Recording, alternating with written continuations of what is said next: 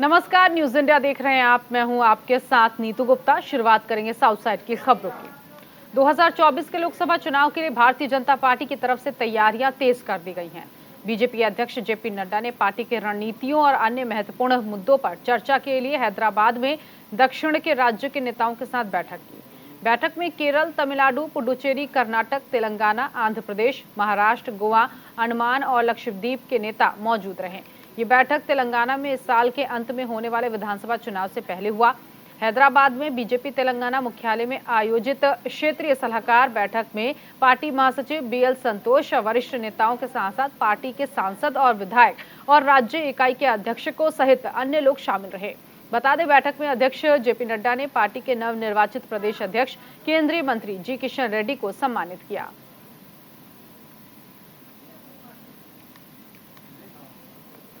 शुभ त्योहार में महाकाली माता के दर्शन करने का सौभाग्य प्राप्त हुआ है। मैं अपने आप को बहुत ही माता का आशीर्वाद मानता हूं कि ऐसे शुभ दिन पर मुझे महाकाली का आशीर्वाद मिलने का सौभाग्य मिला है। मैंने भी तेलंगाना के विकास के लिए, तेलंगाना के मंगलमय होने के लिए और तेलंगाना की जनता तीव्र गति से आगे बढ़े और इसके लिए हमारी पार्टी और हमारे मित्र साथी परिवार के पार्टी के लोग पूरी ताकत से तेलंगाना की जनता के लिए काम करें, ऐसा मैंने माता से शक्ति और आशीर्वाद मांगा है। मुझे पूरा विश्वास है कि बोनालू के इस शुभ अवसर पर, त्योहार पर माता जी का आशीर्वाद हम सबको मिलेगा और हम समाज के मंगलमय होने की कामना को पूरा करने में अपना जो योगदान होगा वह जरूर करेंगे। ऐसी मां हमको शक्ति देगी, ताकत देगी, सुबुद्धि देगी और उसके माध्यम से हम इस कार्य को पूरा करने में अपना। तमिलनाडु के राज्यपाल आर.एन. रवि और केंद्रीय वित्त मंत्री निर्मला सीतारमण और केंद्रीय शिक्षा मंत्री धर्मेंद्र प्रधान ने नई दिल्ली में आयोजित गुरु सम्मान अभिनंदन समारोह 2023 में शिरकत की। कार्यक्रम में कई छात्र छात्राओं को अवार्ड देकर सम्मानित किया और मंच से केंद्रीय मंत्री निर्मला सीतारमण ने छात्रों को संबोधित भी किया।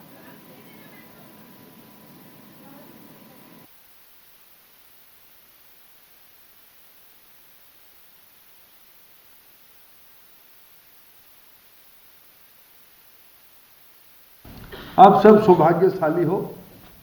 आज जो सिलेक्शन हो गए जिनका, आप जानते हो आपके ऊपर एक विशेष जिम्मेवारी है। कईयों की समर्पण से हम लोग यहां पहुंच गए, लेकिन आने वाले 25 साल जो आज रैंक 1 से लेके पूरा ग्रुप में आए हैं, किसी भी ओहदे पे रहो, कोई काम छोटा नहीं होता है, कोई काम बड़ा नहीं होता है। भारत की 140 करोड़ देश में से एक टफ एग्जामिनेशन पैटर्न पे आप लोग उत्तीर्ण होकर आए हो, पास होकर आए हो और आप ही के कंधे पे भारत दुनिया की 1 नंबर की देश बनने वाला है। ये एहसास, ये जिम्मेवारी आपके ऊपर सब समय में रहनी चाहिए। इसीलिए इसके अर्थ ये आपकी निजी उपलब्धि सिर्फ होने से नहीं होगा। आप कितना संवेदनशील हो, आप कितना संवेदनशील हो, इसीलिए तो आए हो। मैं कईयों की बैकग्राउंड यहां देख रहा हूं। कर्नाटक के deputy CM DK Shivakumar ने कनहल्ली, सिगेहल्ली और डोडा बिदार कल्लू में वेस्ट प्रोसेसिंग प्लांट का औचक निरीक्षण किया। डिप्टी सीएम उनके कामों से असंतुष्ट नजर आए क्योंकि ये इकाइयां अपनी पूरी क्षमता से कचरे का प्रसंस्करण नहीं कर रही थी। साथ ही एंट्री रजिस्टर चेक करने पर उसमें भी कमी पाई गई। सिगेहल्ली संयंत्र, जिसमें 120 मीट्रिक टन कचरे को संसाधित करने की क्षमता है और डीके शिव कुमार ने अधिकारियों को इकाई शुरू करने का निर्देश दिया था। उन्होंने सिगेहल्ली के पास सड़क के किनारे कूड़ा डंप किया हुआ पाया और बीबीएमपी अधिकारियों की ओर मुड़कर सवाल किया।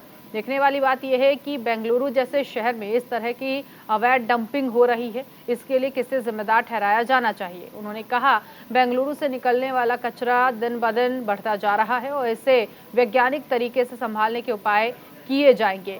उन्होंने बीबीएमपी अधिकारियों को बेंगलुरु में अपशिष्ट प्रबंधन की समस्याओं को खत्म करने के समाधान खोजने का निर्देश दिया। उन्होंने कहा कि जल्द ही लैंडफिल का निरीक्षण करेंगे।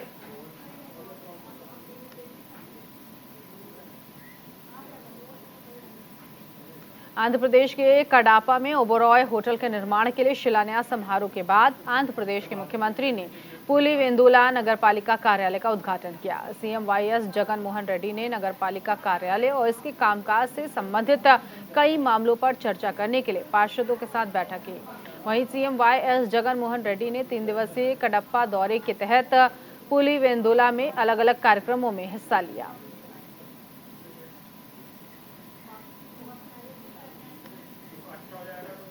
तेलंगाना के हैदराबाद में BRCMLC के कविता ने महाकाली मंदिर में दर्शन पूजन किया। वहीं MLC के कविता ने मंदिर में बोनम चढ़ाया। साथ ही मंदिर परिसर में प्रशासन की सुरक्षा के लिहाज से जवान तैनात कर रखे थे।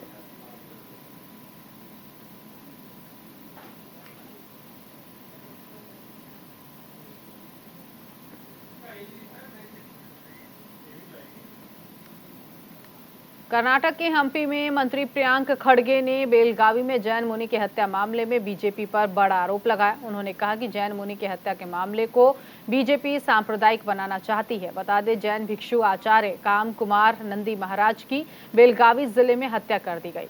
वो 5 जुलाई को आश्रम से लापता हो गए थे और 8 जुलाई को चिक्कोडी तालुक के हिरेकोडी गांव में उनका शव टुकड़ों में बोरवेल में बरामद हुआ। मीडिया से बातचीत में प्रियांक खड़गे ने कहा कि जैन समाज राज्य सरकार की जांच से संतुष्ट है। उन्होंने आगे संकेत दिया कि कथित हत्या व्यक्तिगत झगड़े के कारण हो सकती है और ये कोई सामुदायिक मुद्दा नहीं है। इसके साथ ही मामले की जांच के लिए किसी अन्य एजेंसी पर दबाव नहीं डाला गया है। गृह विभाग पर्याप्त रूप से सक्षम है, किसी को भी बख्शा नहीं जाएगा। जो हत्या हुआ है ये बहुत ही निंदनीय है और शुरुआत में इसको जो इसमें एक्यूज्ड थे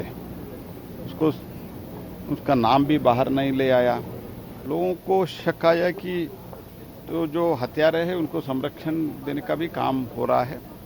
मुझे लगता है तुष्टीकरण का राजनीति का एक पराकाष्ठा है और मैं कर्नाटक सरकार जब लोगों से प्रेशर आया, जनप्रतिनिधियों से प्रेशर आया तब एक्टिव हुआ है।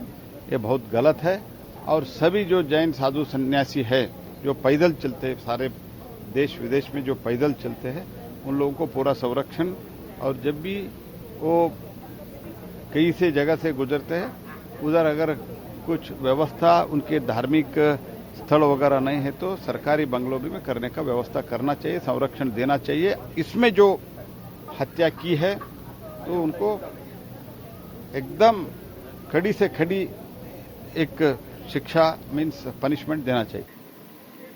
केरल के राजनीतिक संगठन इंडियन यूनियन मुस्लिम लीग की युवा समिति ने मानवता और एकता की मिसाल पेश की। दरअसल मलपुरम के एक मंदिर में एक हिंदू जोड़े की शादी में IUML ने मदद की। केरल के इस जिले में सबसे ज्यादा मुस्लिम आबादी है। यहाँ रहने वाले मुस्लिम युवाओं ने वेंगारा के अम्मांचेरी भगवती मंदिर में गीता और विष्णु की शादी की मेजबानी की। बता दें, पलक्कड़ में रोज मैनर शॉर्ट स्टे होम में रहती थी जो संकटग्रस्त, शोषण, तस्करी और वैवाहिक कलह की शिकार महिलाओं को पुनर्वास कराता है। मुजाहिद एजुकेशन ट्रस्ट द्वारा चलाए जाने वाले इस स्टे होम के पर्यवेक्षक ने ही ये शादी तय की थी और IUML के युवा संगठन के शादी के लिए आर्थिक मदद भी की। वहीं विवाह समारोह भी IUML ने ही आयोजित किया था।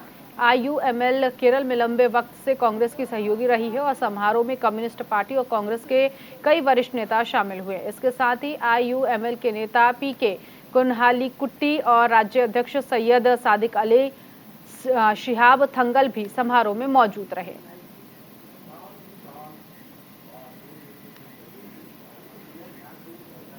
कर्नाटक के हुबली में जैन भिक्षु आचार्य काम कुमार नंदी की हत्या के बाद कर्नाटक के गृह मंत्री डॉक्टर जी परमेश्वर ने बयान दिया है। उन्होंने कहा है कि सरकार यह सुनिश्चित करेगी कि राज्य में ऐसी कोई घटना दोबारा ना हो। जांच से असंतुष्ट विपक्ष बीजेपी ने विरोध प्रदर्शन करने का फैसला किया। साथ ही परमेश्वर ने कहा कि कोई भी इस मामले में राजनीति ना करे। पुलिस आरोपियों के खिलाफ कार्रवाई कर रही है और उन्हें गिरफ्तार भी किया जा चुका है। मैं अधिकारियों को बधाई देता हूं। पुलिस विभाग ये सुनिश्चित करेगा कि कार्रवाई की जाए। इस मामले में किसी भी तरह के पक्षपात का सवाल नहीं उठता। आरोपियों ने पुजारी के शव को काटकर बोरवेल में फेंक दिया था। उन्होंने कहा, इस घटना को लेकर जैन धर्मगुरु वरुण ने विरोध प्रदर्शन भी किया। इस पूरे मामले को लेकर CBI को जांच सौंपने की जरूरत नहीं है। फिलहाल जांच अभी जारी है और आरोपियों को गिरफ्तार कर लिया गया है।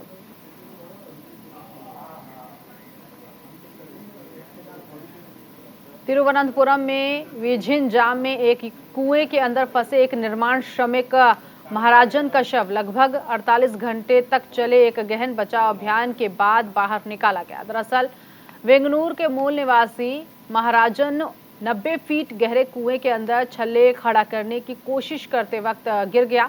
वहीं इसके बाद एनडीआरएफ अधिकारियों, फायर ब्रिगेड इकाइयों, विशेष कार्यबल और कुएं के निर्माण में विशेषज्ञता वाले 25 मजदूरों की एक टीम ने बचाव अभियान चलाया। हालांकि अधिकारियों ने उस व्यक्ति को कई बार बचाने की कोशिश की, लेकिन भूस्खलन और बारिश के पानी के कुएं में रिसने से ऑपरेशन काफी चुनौतीपूर्ण रहा। ऑपरेशन की निगरानी के लिए डिप्टी कलेक्टर समेत आला अधिकारी घटनास्थल पर मौजूद रहे। यह हादसा विझिन जम के मुखौला में एक घर के पास स्थित 30 साल पुराने कुएं पर हुआ। महाराजन कुएं के अंदर रिंग बना रहे थे, तभी ढीली मिट्टी उनके ऊपर गिर गई और वो फंस गए। इस बीच एक और मजदूर मणिकांतन, जो कुएं के अंदर महाराजन के ठीक ऊपर खड़ा था, उसे गंभीर चोटें आई हैं। फिलहाल घायल का इलाज अस्पताल में जारी है।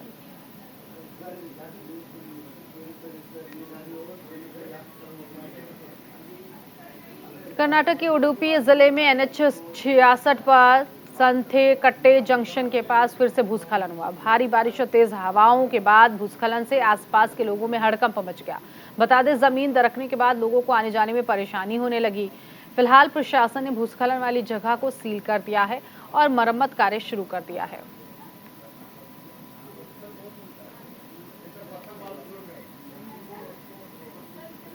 केरल के कन्नूर में भारी बारिश के कारण कोलाचेरी पंचायत में जलस्तर बढ़ गया, जिससे भूस्खलन और बाढ़ की स्थिति बन गई। लगातार बारिश के कारण सांसद खदीजा के घर की दीवार और पंबुरुथी ब्रिज के पास की सड़कें जलमग्न हो गई। वहीं आने जाने वाले लोगों को परेशानियां होने लगी।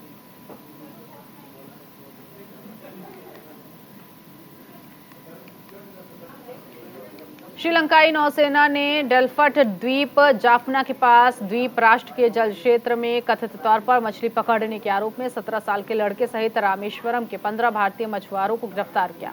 मछुआरों के साथ 2 नाव भी जब्त की गई है, जिसे आगे की कार्रवाई के लिए मैलाडी मत्स्य निरीक्षक को सौंप दिया गया। रामेश्वरम से लगभग 400 नावों में सवार होकर 2500 मछुआरे समुद्र में उतरे थे। जानकारी के मुताबिक जो मछली पकड़ने वाले मछुआरों को श्रीलंकाई नौसेना ने खदेड़ दिया। बता दें, IMBL पार करने के आरोप में 2 नौकाओं को पकड़ा गया है। श्रीलंकाई नौसेना के अधिकारियों ने कहा कि दोनों नावों को पकड़ने के लिए 4 फास्ट अटैक फ्लोटिला के फास्ट अटैक क्राफ्ट और श्रीलंकाई तट रक्षक बल के क्राफ्ट को तैनात किया गया है। मछुआरों सहित जब्त की गई नौकाओं को मैलाडी मत्स्य निरीक्षक को सौंपा गया है। SL नौसेना ने इस साल 12 भारतीय ट्रॉलर जब्त किए हैं। 74 भारतीय मछुआरों को गिरफ्तार किया है। गौरतलब है कि ये तीसरी बार है जब किसी नाबालिग को SL नेवी ने गिरफ्तार किया। मत्स्य पालन विभाग की उप निदेशक प्रभावती ने बताया कि जागरूकता कार्यक्रम आयोजित करने के बावजूद कुछ लोग मछली पकड़ने के काम में नाबालिगों को लगा रहे हैं। नियमों का पालन नहीं करने वाले नाव मालिकों के खिलाफ नोटिस जारी किया जाएगा। साथ ही मछुआरों के दस्तावेज संबंधित अधिकारियों को भेजे जा रहे हैं। मछुआरा संघ नेता एमराल्ड ने गिरफ्तार मछुआरों और नाव को रिहा करने के लिए राज्य और केंद्र सरकार से मदद मांगी है। उन्होंने कहा है कि बीते कुछ सालों में 200 से ज्यादा नाव को जब्त किया गया है, इसीलिए रामेश्वरम में मछुआरे काम बंद कर हड़ताल करेंगे।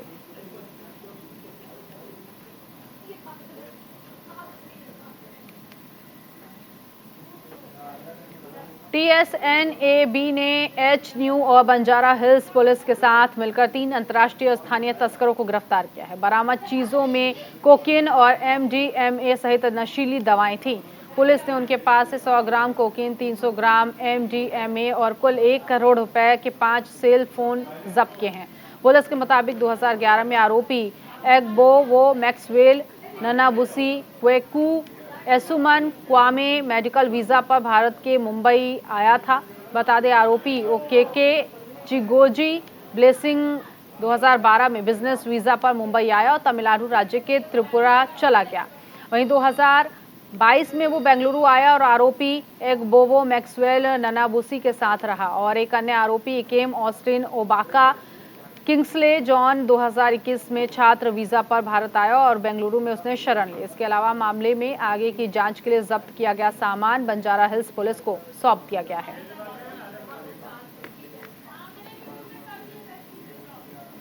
और इसी के साथ इस बुलेटिन में अभी के लिए बस इतना ही। नमस्कार।